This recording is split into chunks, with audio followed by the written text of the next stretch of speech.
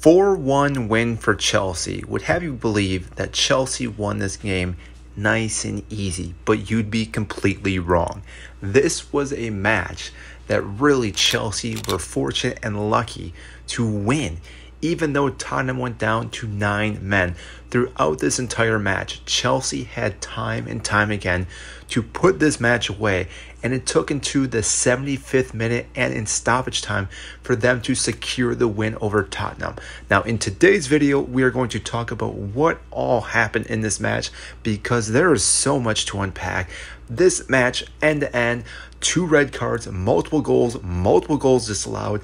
Again, if you have not watched this game, please go back and rewatch this on replay.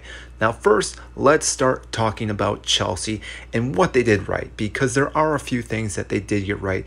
The first thing is Palmer and Reece James on that right side. These 2 guys are absolutely phenomenal and arguably the 2 best players for Chelsea when fully fit when we speak about Reece James. These 2 players can play off each other quite well, and I believe they can beat anyone on that right side. Palmer, silky smooth with his left foot, but also very intelligent, knowing when to hold the ball, when to play the ball. Reece James, we all know how great he is, running, overlapping, crossing, shooting, defending. He can do it all. These 2 players were top-notch throughout this entire match, which arguably you could not say about the other 9 players for Chelsea, which again, they had such a long match of being up a man, if not 2 men, and yet we did not see anyone really shine besides possibly Jackson having a hat-trick, but still missed quite a few chances. On top of that, we also need to thank Pochettino for what he did at halftime. Taking off Colwill and bringing on Cucurella was an absolute must. We've talked about this before. Colwill is a great CB, but not a left back. We don't understand why he's playing Cucurella off the bench or why he plays Colwill on the left back side, because whenever he plays there, Chelsea seem to struggle. Now, that all being said, though, we need to talk about how they were fortunate and lucky in this match. Now, really, it comes down to what Tottenham did this match. Running a high line is quite suicidal with Postecoglou, and as a fan, I do not understand what the logic is behind this. Granted, I understand this is his tactic and how you play, but when you play such a high line, especially against a team that has very quick wingers, you're asking to just get scored on time and time again. And granted, it is Chelsea. They do struggle to score goals. They could have easily put this game away and scored multiple goals throughout this match, yet they weren't able to until the 70th minute, as we stated earlier. And the fact that their goalkeeper made countless heroic saves throughout this entire match. If it wasn't for him, again, Chelsea would have completely floored Tottenham at home, which again does not happen quite often.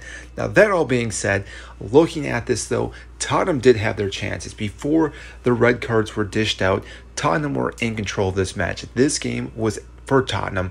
They were, again, all over the pitch, playing perfect balls, again, beating Chelsea in every area of the pitch. It wasn't until they picked up injuries to Maddison, Mickey, and the red cards where the momentum changed from Tottenham to Chelsea.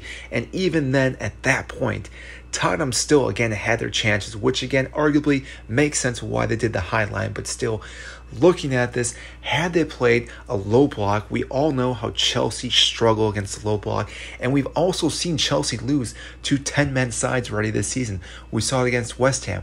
We saw it against Aston Villa.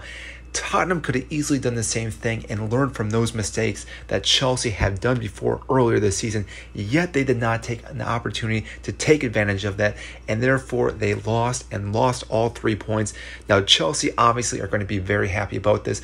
Going into their next match against Manchester City, they need the momentum, especially from a win over the team that was in first, now in second in the Premier League. This will give them momentum, along with Jackson, who's scoring a hat-trick, is now possibly going to have more momentum and more confidence from a goal, which we've been lacking.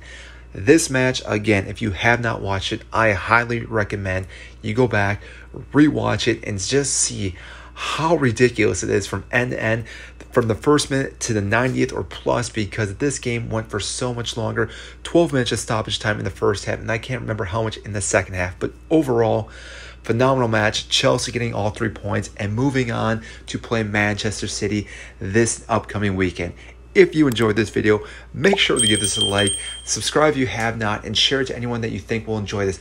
This is not typically how we do a video, but I had to talk about how lucky and fortunate Chelsea were this match.